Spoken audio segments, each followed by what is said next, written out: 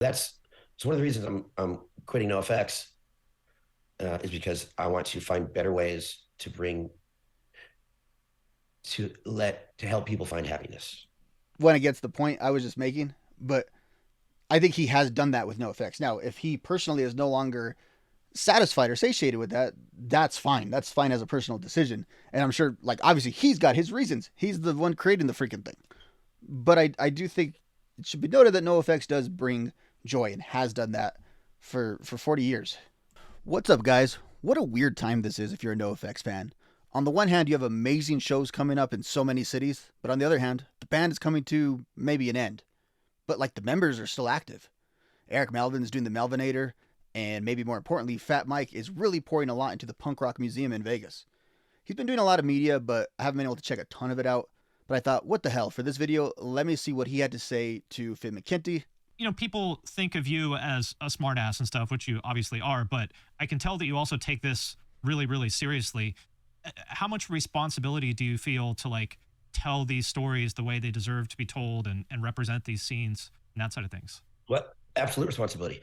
And I've never taken anything more seriously, maybe my musical, but this, once I got this bug in my head, I was not going to stop. And I think it's legacy. It's so very important for our scene, for our community to be acknowledged and memorialized. It really is. Especially in this way of like physical, tangible, textile things. Because what's online will be there, but like even though we think that's permanent, it can also disappear, right? And so it can go away and it can be altered, as this can as well. But at least it's another outlet for that. It's another outlet for that exploration, for the curation of these things, for people going into their basements and digging stuff out that we always wanted to see. Because there's no award, there's no award show, there's no Grammy, there's no Billboard chart, but you can find lesbian bluegrass in the charts. Well, bluegrass anyway. But and that's fine. We punk rockers don't want that. We don't want awards. Yeah.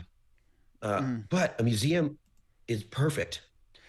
I think the problem with awards in general, like even if punk rock itself had like an awards academy, that would also suck too, right? Because then you would have like a rigidity. And if Fat Mike is being honest, that's what they're trying to avoid. And I think that could be a good thing. Because it's like our church. And punk rock is a religion, as in like Buddhism. It's not a believing in God religion. It's a philosophy of community and Mm-hmm. and taking care of each other and acceptance. And and this is a place everyone will feel that. Yeah. And unfortunately, that's not always the case at a lot of, you don't necessarily feel welcome when you're the new guy at a show and stuff like that. So I think it's really cool that you're approaching it with that in mind. Absolutely. I'm curious how this is going to appeal though to not the people like you or I watching this, but just to like the Vegas tourist that just wants to do something, wants to explore something, off the strip or that's different in the city. How are they going to take in the punk rock museum? Because that's actually kind of cool too. Because that's a whole other dynamic. Now, like, are they going to be wowed by Smelly giving a tour? Will they even care? I mean, it doesn't matter in the long run because if people support it, then it becomes sustainable. That it can grow, it can continue, it can preserve the current bands, go on forever and ever, yada yada yada. But that I think will determine the ultimate success of this place. And so by that same token, like how welcoming is it going to be? I don't just mean welcoming by like not being an asshole to everyone, but like how accessible will it be to the general audience? Are you going to have read every piece of punk rock literature before you go in there to appreciate the building? And also what you mentioned before is having people like when Pete from Sick of It All was doing tours, you know, people were like, "Oh my God, it's Pete from Sick of It All, and he's a nice guy," and we're just hanging out, and that reminds people that we're on this together. It's Yeah. not it's not the fucking Rock and Roll Hall of Fame. Curious to note though, like, and maybe we'll get into this a little later. Like, is this what Fat Mike wants his career to be? Like his career now, as NoFX is winding down. He is the sad clown. He is the carnival barker. Does he want this to be his ultimate legacy? That'd be a pretty damn good legacy. His legacy is fine as it is, as the Fat Records guy, and more importantly, as Fat Mike of NoFX. But this could be like a third rail on that, and a nice little like checkpoint. Maybe a checkpoint that being the punk voter guy didn't get him. where there's like 30 feet of punk rock. Thanks, guys. Yeah, and I mean it's cool. It's better than nothing. Or like at the Museum of Pop Culture here, I want to say they had like the Teen Idols jacket or something there, and that was cool. But it's like literally 6 feet out of like this giant building. And punk rock is sorry everyone, but it's more important than all your fucking stupid styles of music. It just is. It is It is. culturally. Yes. And I think that's the point Finn's going to make here, but it's extremely influential in modern culture, as I mentioned earlier, with like the Foo Fighters inclusion, but also just completely subjectively. It's more important. People who care about punk rock more than people who just like music. It legitimately is more important. It is. Obviously, yeah. Like how much cultural influence has punk rock had? It's fucking everything. Like rap wouldn't be what it is now without punk. No, punk was your first anti-establishment protest music. Well, no, folk was protest music, but we made it fun and the aesthetics are fucking so cool. Anybody could do it. Yeah, I mean, the artwork to the aesthetics, that I think is key and doesn't get talked about nearly enough. Its importance to punk rock, and not only the importance to punk rock is one thing, but the importance to the outside world. Just like Misfits shirts alone, or to a lesser extent, My Guy Milo, just in culture, in other music, super important.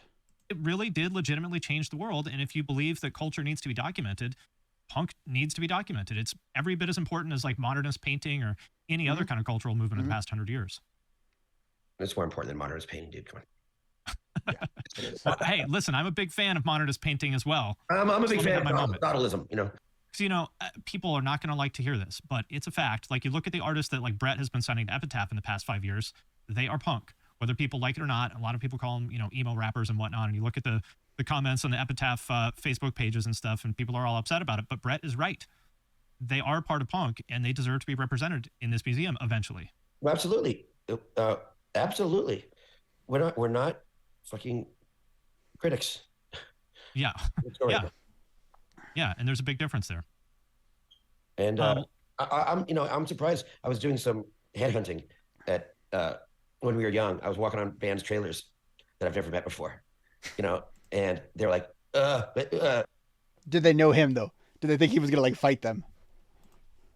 Fat Mike, what's up? I'm like, I just want to welcome you guys to the museum. If you have anything you want to go to the museum, we'd love it. You want us in the punk rock museum? And I'm like, well, yeah, aren't you guys punk? It's the story of the year. And I made friends with a lot of people, and I just felt so good to let these bands know that they're all welcome. Yeah, I'm sure that's got to be a good feeling. Look at this kinder, gentler Fat Mike we got now. That was my job. When I first asked Brian Ray Turco to be part of this, he's like, wow, this is so funny. He's like, I always told everyone I would never be part of a museum, but I will because you're the one who's going to start it. And I know you're going to do it right. You're doing it for the right reasons. So he's one of the original 5. And that felt good to hear that, because I'm not going to, of course I'm going to let people down because you can't please everyone, but so far people are really, really stoked. And you said something interesting earlier, that you said your mission was to spread joy or something like that, which I wouldn't have ever, I don't think I would have expected you to say that, but hearing you say it, it does kind of make a lot of things make. I think that's been a mission of his for a long time, even if he expresses it in a really warped kind of way. I ultimately think that's what NOFX brings people, is joy. And NOFX is not about like anger. And those deep emotions, they definitely can hit that. But NOFX as an act, their purpose is to bring joy. Makes sense. No, it's one of the reasons I'm quitting NOFX is because I want to find better ways to help people find happiness. Okay, now he totally went against the point I was just making, but I think he has done that with NOFX. Now, if he personally is no longer satisfied or satiated with that, that's fine. That's fine as a personal decision. And I'm sure, like, obviously he's got his reasons. He's the one creating the freaking thing. But I do think it should be noted that NOFX does bring joy and has done that for 40 years. That's what I'm interested in. And why do you think NOFX isn't the right vehicle for that right now? We bring happiness to people for a night. It's like you can give a guy a fish or teach him how to fish. Mm-hmm. And I'm more interested in doing TED Talks, and uh, I haven't. I really enjoy that. I mean, I studied sex therapy in it was my minor in college. So I mean, you get it. Mike just wants to express himself in a different way that's not necessarily through the prism and the maybe the confines of NoFX. But it does bring people joy. Does it bring him joy? That might be the ultimate thing here. And I'm so open about my sexuality. I don't. A lot of my conversations go back to this and me being masculine and very feminine. But that's what the world needs. Playing in a band, what gives you the good feeling that you're making people stoked? Mhm. Well, I make people stoked for their lives. I want to teach people that, because really happiness is right in front of all of us, and people don't know, they don't understand it. Yeah. They think it's working or making money, and it's figuring out what your passion is and what your happiness is, and then you figure out how to get that. And Well, you've achieved a lot of things. But Mike's got the right mindset. He really does. It just perhaps shouldn't undersell the way that he's talking all that stuff about punk, what that joy that punk can bring to people, that does bring to people, that his art has brought to people. Things in life that people would say, oh, if only I had that. Like, if only a million people liked my band, or if only I got signed to this label, or if only I did this. You've achieved a lot of those things. And people might say, oh, it's easy for Mike to say that being in a band doesn't make you happy and whatnot. But you know it, because you were there. yeah, and because NoFX started in '83, and I worked at McDonald's all summer, and I worked at a women's shoe store, and no one liked us until 1990 at all. Right. And so we did our 8 years on the fucking road, making up $75 a night. We did it because we loved it. And yeah, and my dad was a traveling shoe salesman, and my mom was a manicurist. But I figured out a way. But that's the point is, I was so fucking happy just being in a van with these guys in the 80s. And, and me and Aaron at the time, we were having kinky sex in the van, we tell the guys to stay at someone's house, and I get tied up in the van. It's like, it didn't matter how much money you had. It's if you were doing what you fucking love. People think that. I understand his broader point again about pursuing his own happiness. I am curious as to why more specifically, if he'll go into it here. He's kind of gone into it in other interviews, but as to why being Fat Mike of NoFX does not necessarily bring that to him anymore, when clearly it did at one point. Being successful financially is happiness, and it can help, I guess. Sure, it can help. Doesn't hurt. But greatest punk lyrics of my life was 7 seconds. Wasted life ain't no crime. It's like, and in America, I'm just going to kind of waste my life and just enjoy it. You're shunned. You are shunned. Where in Europe, but doesn't he kind of go against that in the Big Drag? Just a little bit. But I'm going to be a barista. I love this city in Italy. I'm just going to be Italian, hang out with my bros, and work at this restaurant and rent for my whole life. And look at that guy who's happy his whole life playing bocce ball. Can't do that in America. America, you got to be a success. You're a loser. It's fucking disgusting. Well, you're a very driven person. It is stupid. Our incentives we have over here, they are stupid. Absolutely, he's correct about that. Though, so how do you kind of balance those two things? I mean, you're not a slacker. No, I'm a workaholic. I'm getting over it right now, though. That's why I'm giving up NoFX, and the Punk Rock Museum is now open. There it is. Maybe there it is. Even if you only give 60 or so %, maybe that's the rub right there. Open. I have a couple more things on my list, and then I'm going to go back to how I was living in the '90s, which is, I'm definitely going to get into stand-up because I love stand-up. I just don't have time for it now. How are you going to keep yourself from kind of workaholicing on the museum like you did the band and the other things? Museum is open. We're good. I'm just going to, I have a couple tours. I have a tour today, tour tomorrow. I'm going to add stuff, but my passion right now is co-defendants, bro. Come on. Co-defendants, we're halfway. But eventually that'll hit the same cycle, won't it? Through with our new album, which is better than our first one. So I thought that was just kind of like a one-off little thing, but that's like a band that's going to continue to exist. Oh, good. Baby, look at that logo. There it is. Have you heard the album yet? I heard what you played me and like what's out publicly. I've not heard anything. I don't know if that's what I heard. Check it out. Okay, yeah, I've heard that then. Yeah. First time I ever got 10 out of 10 reviews. Feels good.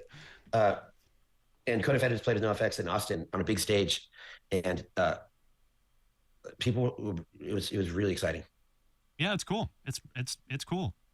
It was like genuinely like a fresh new sound, which I had no expectations, but it was really cool. And that, I love that everyone says it's like I don't know what it's like. Yeah, yeah. It's so fun to hear that every time. Yeah, really, there's really nothing else. With that said, I genuinely hope he gets like joy from that though, and like that's a cool project. And again, I always get the idea of side projects because it's not the same pressure. It really isn't.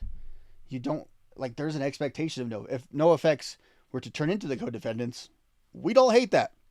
We'd all criticize that massively. It sounds exactly like it. Well, on that note, do you mind if I ask you a few NoFX questions? I don't. Here we go. So, speaking of kind of being original, NoFX, I would say, was like to me probably the most copied band of the '90s. I think it was one of those bands that. No, Bad Religion's the most copied band. NoFX copied Bad Religion. Then again, the bubblegummy pop punk bands, they all copied NoFX. So, might have undercut my own point there. When people hear it, they're like, oh shit, I didn't know like punk could sound or music could sound like that. I'm going to do that. Which I'm sure was, maybe that's kind of lame, but I'm sure, also is pretty flattering. How did it feel back then to realize that there were like literally thousands of bands all over the world, that were inspired so much by what you guys were doing? I never looked at it that way. I really didn't, because it was just a slow upgrade. I do wonder though if on that level he realized that specifically like the bands that became millionaires, became rock stars, how much NoFX specifically influenced them. That's the thing I wonder if he has an appreciation for, especially now as he's like the elder statesman curator of punk rock, or at least that's the role he's trying to fill. Elevation, it's a bad metaphor. It was like to us, when we in 89 and 90, everyone thought we were just an RKL cover band. And we were just trying to be RKL and SNFU. But they broke up. And again, they were the ripoff band, right? That's who they were supposed to be. And then we took a little Bad Religion and them and got our sound. I think we really got our sound on Ribbed, which is like the NoFX sound. And then it's just no one was doing melodic hardcore. That's the thing. Until Bad Religion put out Suffer, and everyone's like, duh. Yeah, right. Yeah. And then it just kind of took off. So I think people took. Fat Mike will never call it pop punk, right? It's always melodic hardcore. The NoFX sound a lot because just like the first 5 bands I signed to Fat Records, they were all players. Like all these kids that were trained in metal, you couldn't play metal anymore. You had to play punk rock because it's better. It's more melodic. It's everything about it is better. Absolutely. Better. But Lagwagon, they were metal musicians, Face to Face metal, Propaganda metal musicians, Strung Out metal musicians. It was like it all came from that. I never thought about it that way. That's a good point. And that's how Fat Records got the sound. Good Riddance, no. But and also, by the way, I'm just gonna throw this out there, is the Fat Records sound comes from Propaganda, How to Clean Everything. That's where it started. 30 years ago this year. NoFX, we had White Trash, Two Heaves and a Bean in 92. How to Clean Everything came out in 93, and then we did Punk and Drublic in 94. And where do you think like Linoleum comes from? It comes exactly. And Punk and Drublic to me is the peak of the whole genre. I said it. We'll do a tier ranking later on, but yeah, it's the peak. From fucking Propaganda. Okay. Even the whole sound. How to Clean Everything started the Fat Record sound.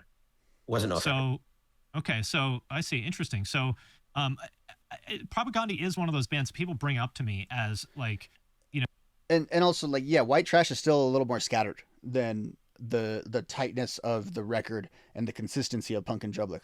So I never thought of it that way. He's mentioned that before about the influence of Propaganda, and that makes total sense. But I never really put it together of like the loop around How to Clean Everything from White Trash to Punk and Drublic. That makes total sense. I just never quite thought of it that way. Super iconic, bands that changed everything for them. And I definitely liked How to Clean Everything at the time, but to be honest, I wasn't really aware of what an impact it had until fairly recently. And lyrically, but I think that the impact is almost less on like the general fan base, even though obviously they were they had a huge legacy, and they still can play, and they still have a fan base, and they still have a very devoted fan base. But they were like the next level, right? But it was all of the people around them that were influenced. Nobody could touch them. You know, Yeah. I have the song 180 Degrees, and it was about me becoming a vegetarian. I was a vegetarian for 12 years. It's because I heard propaganda and I felt like they were speaking to me. And, oh, I am a role model. People do like my band. If I was just vegetarian and not famous, maybe I'd save a cow my whole life. But if I do it now and sing about it, I could save 10,000 cows, whatever. Sure. It was a moral choice I made. And that's intelligence is the ability to change your mind. That is intelligence. If you can't change your mind, then you're a fucking idiot, like George Bush or Trump. So that's 180 degrees. That's just, it's 180 degrees, 180 degrees. I just turned around. You know what? I like your point of view better. Well, it's interesting that we frown on that. You know, some people do that. You're a hypocrite or a what did they call a flip-flopper. Flip-flopper. That's what it was. Yeah. It's like, well, no, I heard something better and I changed my mind. Right. And it's so funny how that's looked at as weak. It's not but weak. Really, what's weak is digging in your heels when you know you're wrong. Absolutely. That's what it drives me crazy about people. It's so liberating when someone says something and you go, huh, well, I really hadn't thought about it that way. Give me a second. I like that. Yeah. And then the person's like, oh, this has never happened to me before. No one's ever said it. Right. We never tell people like, no, you're right. I changed my mind. Yeah. Like people are so arrogant and hard-headed that it's like nobody will just say that. I don't know why. I change my mind all the time. That's what really makes good leadership. You know, like the museum, people are like, Mike, you always fucking say no, no, no. Except for the times I go, ooh, I was wrong. You're right. Let's do it that way. They go, well, yeah, you do that a lot too. Well, I'm not gonna do it every time. Yeah. You can't listen every time. Well, speaking of which, I know this is a touchy one, but I want to know what you think about it. So Haley Williams recently said something about something you said on stage back in the Yeah, I thought that was gonna blow up actually bigger than it did, to be honest with you. 2000s. I don't remember exactly what it was, but it wasn't very nice. My understanding is that you had apologized for that. And I'm curious to know what you think about that now. Well, I'm with Ricky Gervais. You can't bring up something someone said 15, 20 years ago and bring it up now. I actually contacted her manager and said, I'd like to talk to Haley and apologize. And she would not take my call, which is weird because I've seen her a couple times after I said that comment on stage. I saw her at Denny's when she was with Chad and we sat down and had dessert. Like she had no problem with it a couple years after it. But the thing is, Finn, and this is no joke, I am a very easy target right now, which is weird. And that Haley thing, it sucks, but it really hurt me deeply. It was in every music magazine around the world. And she was talking about homophobic culture on the Warped Tour. Yeah.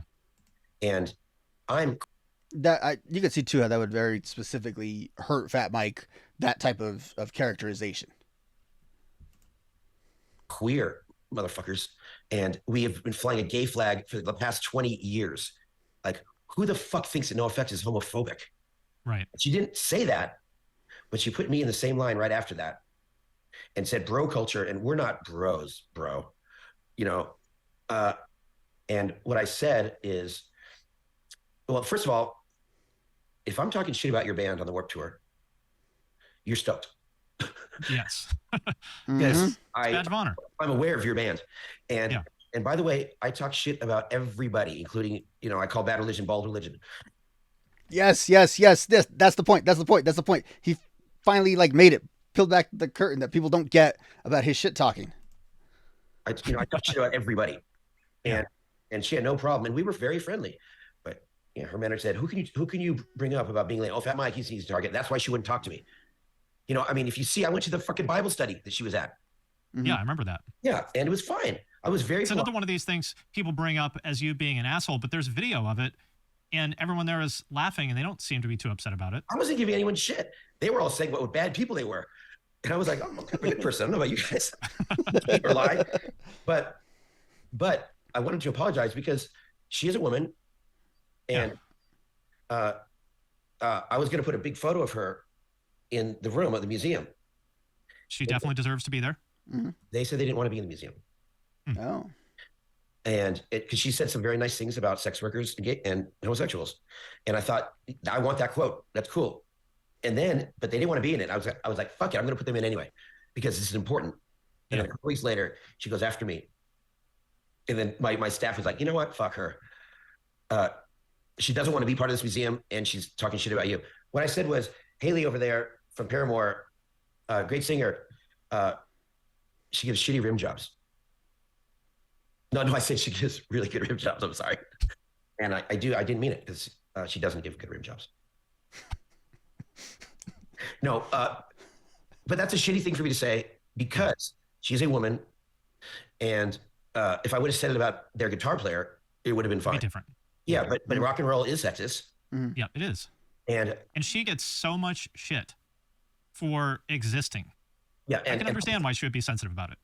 Right, but back then, it wasn't a cool thing. But I wasn't thinking of those kind of consequences then. Yeah. No excuse. I'm not excusing myself. So this is a matter of communication.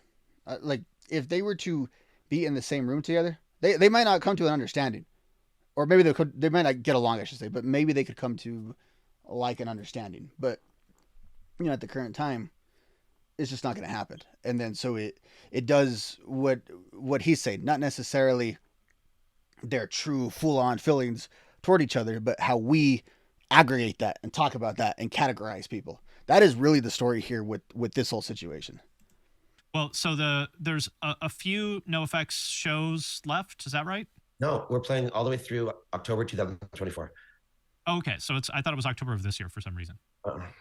Got it. Okay, so October 24th, or October of 24, and then that's it for real. It's not going to be like, oh, never mind, we unbroke up. Let's see. And we're done, unless they want to do it without me. Got it.